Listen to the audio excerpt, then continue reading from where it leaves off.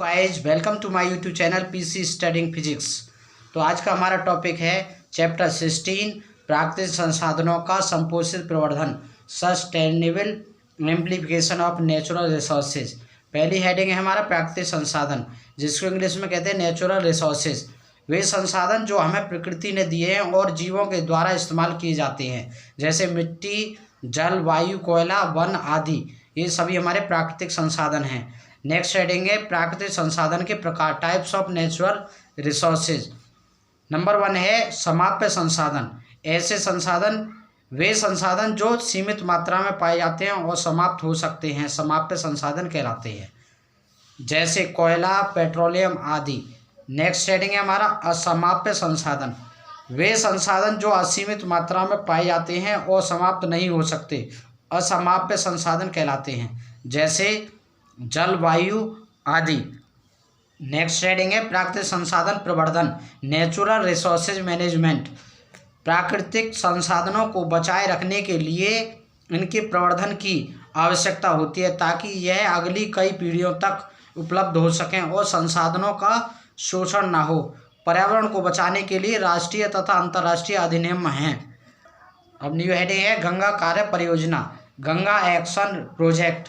यह कार्य योजना करोड़ों रुपयों का एक प्रोजेक्ट है। इसे सन 1985 में गंगा स्तर सुधारने के लिए बनाया गया।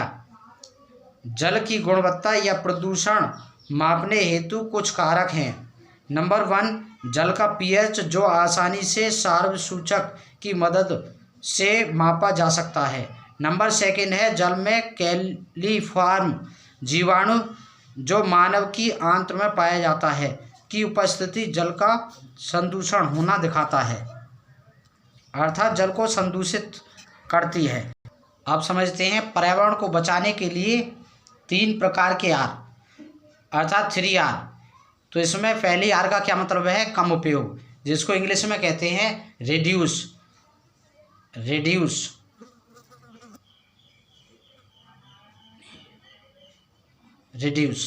कम उपयोग। दूसरी आर का क्या मतलब है? रिसाइकिल। और तीसरी आर का मतलब क्या है? रीयूजेज।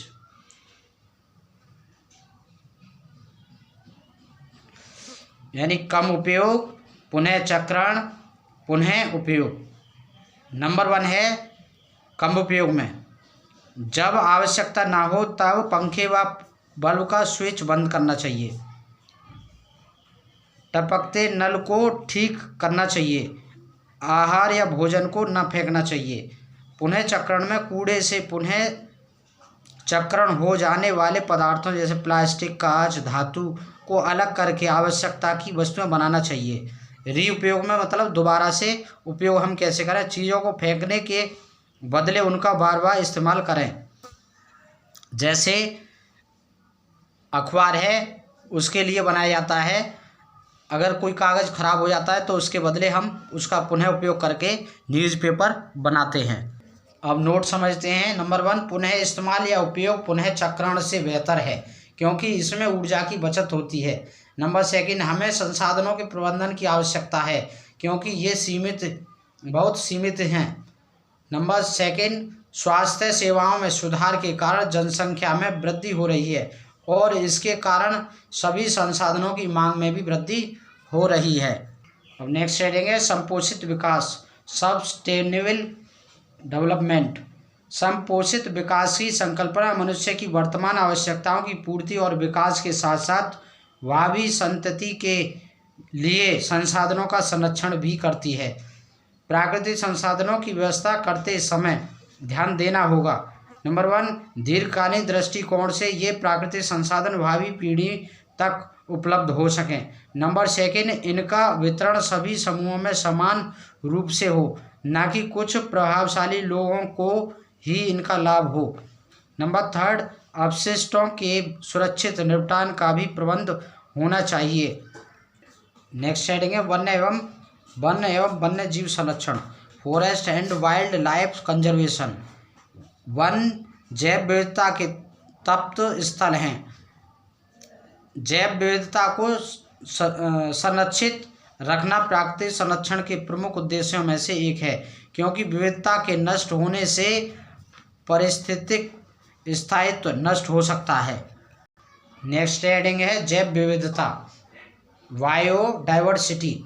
जैव विविधता किसी एक क्षेत्र में पाई जाने वाली विविध स्पीशीज की संख्या है, जैसे पुष्पी, पादप, पक्षी, कीट, सरीसृप, जीवाणु आदि। तप्त स्थल, हॉट प्लेस, ऐसा क्षेत्र जहाँ अनेक प्रकार की संपदा पाई जाती है, उसे हम बोलते हैं तप्त स्थल। नेक्स्ट हेडिंग है स्टेक होल्डर या दावेदार कह सकते हैं। ऐसे लोग जिनका जीवन कार्य किसी चीज़ पर निर्भर हो, वे उनके दावेदार होते हैं। दावेदार, वनों पर उनकी निर्भरता। नंबर 1, स्थानीय लोग अपनी आवश्यकताओं के लिए वनों पर आश्रित हैं। नंबर 2, सरकारी वन विभाग, जिसके पास वनों का स्वामित्व है तथा वनों को नियंत्रित करते हैं। नंबर 3, उद्योगपति, जो वनों से प्राप्त उत्पादों का उपयोग करते हैं। नंबर 4, वन्य जीव व प्रकृति प्रेमी, जो प्रकृति को बचाना चाहते हैं, उन्हें वन्य जीव एवं प्रकृति प्रेमी कहते हैं। नोट समझते हैं कुछ ऐसे उदाहरण जहाँ के निवासियों ने वन संरक्षण में मुख्य भूमिका निभाई है। नंबर 1, खेजड़ी वृक्ष। अमृता देवी बिश्नोई ने 1731 में राजस्थान के जोधपुर के एक गांव में खेजड़ी वृक्षों को बचाने के लिए 363 लोगों के साथ अपने आप को बलिदान कर दिया था।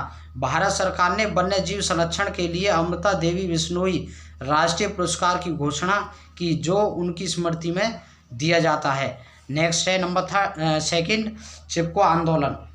यह आंदोलन गढ़वाल के रेनी गांव के नाम के गांव में हुआ था। वहां की महिलाएं उसी समय वन पहुंच गईं जब ठेकेदार के आदमी वृक्ष काटने लगे थे। महिलाएं पेड़ों से चिपककर खड़ी हो गईं और ठेकेदार के आदमियों को वृक्ष काटने से रोक लिया। यह आंदोलन तीव्रता से बहुत से समुदायों में फैल गया और सरकार को वन संसाधनों के उपयोग के लिए प्राथमिकता निश्चित करने पर पुनः विचार करने पर मजबूर किया। तो इसे बोलते हैं हम चिपको आंदोलन। 3 समझते हैं हम, पश्चिम बंगाल के वन विभाग ने क्षयित हुए साल के वृक्षों को अरावाड़ी वन क्षेत्र में नया जीवन दिया। सभी के लिए जल। नंबर 1, जल पृथ्वी पर पाए जाने वाले सभी जीवों की मूलभूत आवश्यकता है। नंबर 2, वर्षा हमारे लिए जल का एक महत्वपूर्ण स्रोत है। नंबर 3, भारत के कई क्षेत्रों में बांध, तालाब, नहरें सिंचाई के लिए उपयोग किए जाते हैं। नेक्स्ट हेडिंग है हमारा डैम या बांध कह सकते हैं। बांध में जल संग्रहण काफ़ी मात्रा में किया जाता है, अर्थात बांध में बहुत सारा जल एकत्रित किया जाता है, जिसका उपयोग सिंचाई में ही नहीं बल्कि विद्युत उत्पादन में भी किया जाता है। नोट समझेंगे, कई बड़ी नदियों के जल प्रवाह को नियंत्रित करने के लिए बांध बनाए गए हैं, जैसे नंबर 1, टेरी बांध भागीरथी नदी पर है।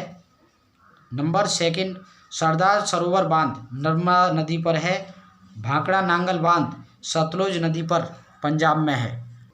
बांधों के लाभ। नंबर 1, सिंचाई के लिए पर्याप्त जल सुनिश्चित करना, विद्युत उत्पादन के लिए। नंबर 3, क्षेत्रों में जल का लगातार वितरण करना। बांधों से हानियाँ, सामाजिक समस्याएं। नंबर 4, बड़ी संख्या में किसान एवं आदिवासी विस्थापित होते हैं।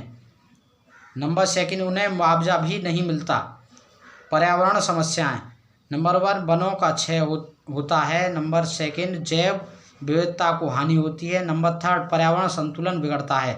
आर्थिक समस्याएं। नंबर 1, जनता का अत्यधिक धन लगता है। नंबर 2, उस अनुपात में लाभ नहीं होता। नेक्स्ट हेडिंग है जल संग्रहण, वाटर स्टोर। इसका मुख्य उद्देश्य है भूमि एवं जल के प्राथमिक स्रोतों का विकास करना। नेक्स्ट हेडिंग है वर्षा जल संचय। नंबर 1, वर्षा जल संचय से वर्षा जल को भूमि के अंदर भौम जल के रूप में संरक्षित किया जाता है।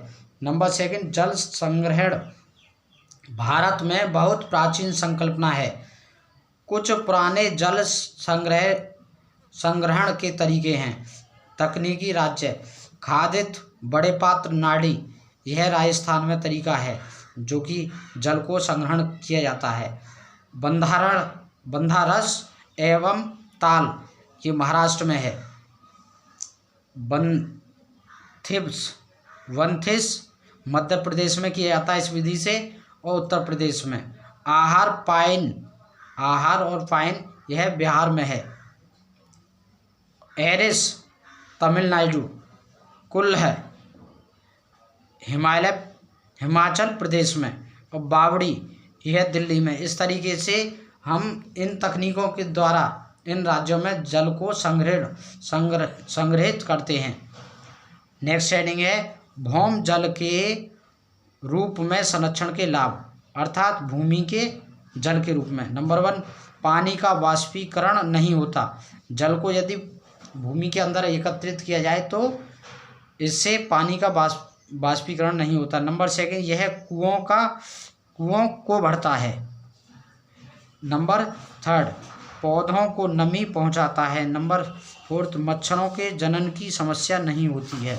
नंबर 5, यह जंतुओं के अपशिष्ट के संदूषण से सुरक्षित रहता है। नेक्स्ट हेडिंग है कोयला और पेट्रोलियम। नंबर 1, कोयला और पेट्रोलियम अनवीकरणीय या प्राकृतिक संसाधन हैं। नंबर 2, इन्हें जीवाश्म ईंधन भी कहते हैं। निर्माण कोयला 300 मिलियन वर्ष पूर्व पृथ्वी में वनस्पति अवशेषों के अपघटन से कोयला का निर्माण हुआ। नंबर 2, पेट्रोलियम का निर्माण समुद्र में रहने वाले जीवों के मृत अवशेषों के अपघटन से हुआ। यह अपघटन उच्च दाब और उच्च ताप के कारण हुआ और पेट्रोलियम के निर्माण में लाखों वर्ष लगे। नंबर 3, कोयला और पेट्रोल भविष्य में समाप्त हो जाएंगे। कोयला समझते हैं। वर्तमान दर से प्रयोग करने पर कोयला अगले 200 वर्ष तक ही उपलब्ध रह सकता है। नंबर बी है पेट्रोलियम। वर्तमान दर से प्रयोग करने पर पेट्रोलियम केवल अगले 40 वर्षों तक ही मिलेगा, अर्थात इनकी खपत के लिए कम से कम करने से यह अधिक समय तक चल सकता है।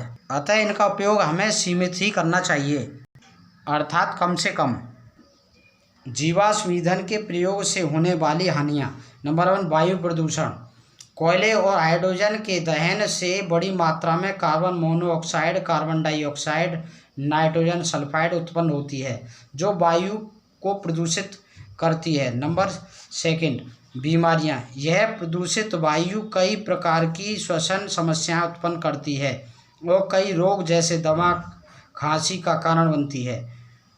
नंबर 3 है वैश्विक ऊष्मन।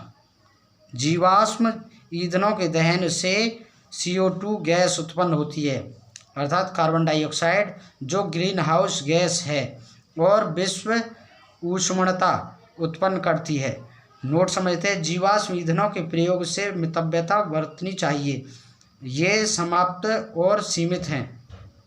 नंबर बी, एक बार समाप्त होने के बाद ये निकट भविष्य में उपलब्ध नहीं हो पाएंगे, क्योंकि इनके निर्माण की प्रक्रिया बहुत ही धीमी है और उनमें कई वर्ष लगते हैं, अर्थात इनको कम से कम उपयोग करने से इनको बचाया जा सकता है और लंबे समय तक इनका उपयोग किया जा सकता है। जीवाश्म ईंधन के प्रयोग को सीमित करने के उपाय। नंबर 1, जिन विद्युत उपकरणों का उपयोग नहीं हो रहा है उनका स्विच बंद करें। नंबर 2, घरों में CFL का उपयोग करें जिससे बिजली की बचत हो। नंबर 3, निजी वाहन की अपेक्षा सार्वजनिक यातायात का प्रयोग करना। नंबर 4, लिफ्ट की अपेक्षा सीढ़ियों का प्रयोग करना। नंबर 5, जहां हो सके सोलर कुकर का प्रयोग करना चाहिए।